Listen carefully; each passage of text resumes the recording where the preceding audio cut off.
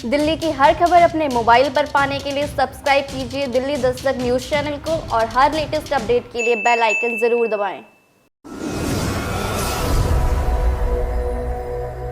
पूर्वी दिल्ली नगर निगम की विशेष बैठक में नेता सदन परवेश शर्मा ने वक्तव्य के साथ 2020-2021 संशोधन बजट अनुमान तथा वर्ष 2021 से 2022 के बजट अनुमानों को हरी झंडी दे दी है।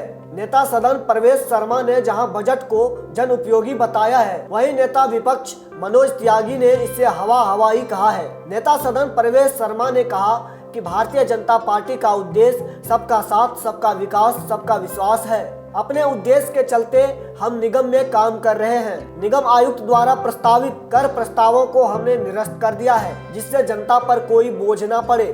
नेता सदन ने कहा कि कोरोना काल में हमने बेहतरीन काम किया है। हमारी सफाई कर्मियों ने जिस तरह से अपनी जान की परवाह न करते हुए पूरी ईमानदारी से अपनी ड्यूटी निभाई है, वह सराहना के पात्र हैं। हमारे लिए यह भी गर्व की बात है कि पूर्वी दिल्ली नगर निगम भारत सरकार ने खुले में शौच मुक्त घोषित कर दिया है। परवेश शर्मा ने आगे कहा कि हम लगातार विकास की ओर अग्रसर हैं, जिसमें शाहदरा दक्षिणी क्षेत्र में भवन का निर्माण कार्य प्रगति पर है। इसी तरह 2 दर्जन से ज्यादा विकास काम चल रहे हैं। वहीं नेता विपक्ष मनोज त्यागी ने कहा कि बजट में कुछ भी नया नहीं है।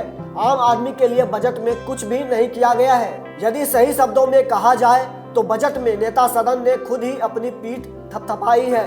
विपक्ष के नेता मनोज त्यागी ने कहा कि महापौर और अस्थायी समिति अध्यक्ष के पेट्रोल खर्च में पैसा बढ़ाया गया है, वह ठीक नहीं है। इसके साथ साथ इन नेताओं की गाड़ियों की मरम्मत के लिए भी जो बजट वास्तविक खर्च हुई थी, उसे बढ़ाकर अब 5 लाख कर दिया है, जो ठीक नहीं है। देखो कि जो पैसा हमने पार्षदों के लिए विकास निधि का दिया है, वो सारा पैसा जनता के विकास में लगेगा। क्षेत्रीय विकास होगा, गलियां सड़कों की मरम्मत होगी, नहीं बनेंगी, थोड़ी क्षेत्र में उससे विकास में तेजी आएगी, जनता को थोड़ी सुविधाएं और बढ़ के मिलेगी। के अंदर जो मेन टेक्निकल दिक्कत है हाई कोर्ट की है। हाई कोर्ट के ऑर्डर के बाद जो प्रॉपर्टी निगम बुक करता है अवैध निर्माण के अंदर, तो उसकी बिल्डिंग की बिजली और पानी जो वो विभाग है उनको सुविधा देनी पड़ती है और लगती नहीं इसके अंदर, फिर तो रोक दिया जाता है। इससे हमारे पूर्वी दिल्ली के अंदर बहुत गरीब लोग रहते हैं, छोटे छोटे मकान हैं, उनकी बिजली नहीं लग पाती, उनके बच्चे पढ़ नहीं पाते। पिछले कई साल के अंदर देखा मैंने, बच्चों का भविष्य खराब हो रहा है। और यहाँ तक कई जगह देखा मैंने कि शादी विवाह तक में दिक्कत आ रही है। उसके लिए हम लोग चाह रहे हैं कि सभी बिल्डिंग को उनसे एक कंपाउंड फीस लेकर, एक चार्ज लेकर एरिया वाइज, मतलब जो उनका एरिया बनता है, और उनको नियमित किया जाए, जिससे जो उनके ऊपर एक तलवार लटकी है उसकी 4 फुट की सीलिंग की, वो हटे। क्योंकि इसकी आड़ में एक पूरा खेल चल रहा है भ्रष्टाचार का। मैं आपको बड़े खुले मन से कह रहा हूँ, इसकी आड़ के अंदर बहुत बड़ा खेल चल रहा है, रुकना चाहिए।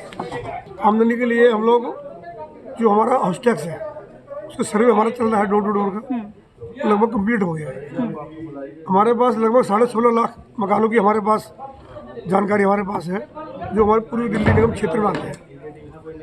अभी तक सिर्फ 2,70,000 प्रॉपर्टी से हमारे को हाउस टैक्स मिल रहा था।